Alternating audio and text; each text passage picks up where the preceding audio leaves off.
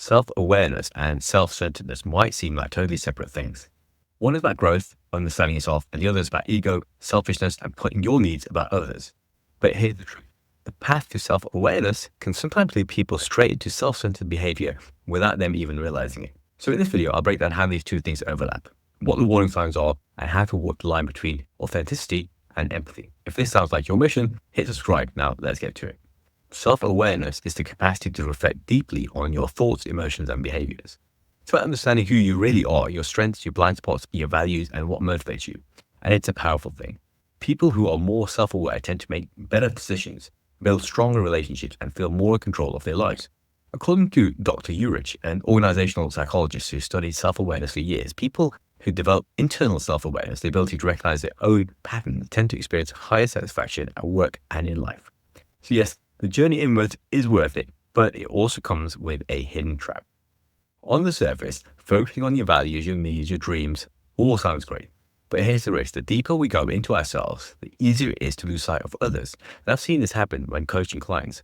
They start exploring who they are, which is amazing. But then suddenly every decision is filtered through, does this work for me? Relationships get strained, empathy drops. What started as growth turns into justification for self-interest. That's the turning point, when self-awareness mutates into self-centeredness. Psychologically, this is linked to something called egocentric bias, our brain's natural tendency to prioritize our perspective as the most important. And unchecked, this bias amplifies as we become more focused on internal work. The philosopher Schopenhauer had a lot to say about this. He talked about something called the will, the irrational primal drive that fuels all human behavior. According to Schopenhauer, the will isn't guided by reason or morality. It's a blind force pushing us towards survival, pleasure, and personal desire. And where does this show up the most? In the ego.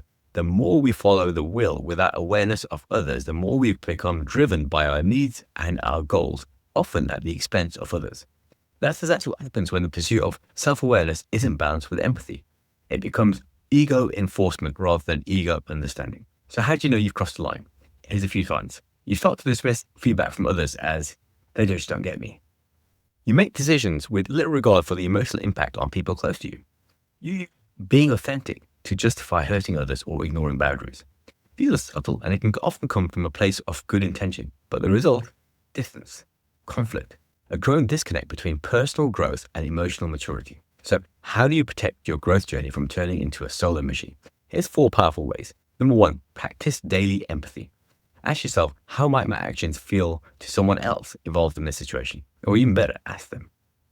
Number 2, engage in active listening. When in a conversation, resist the urge to jump in with your own story or opinion. Just hold the space for the other person without turning the spotlight back to you.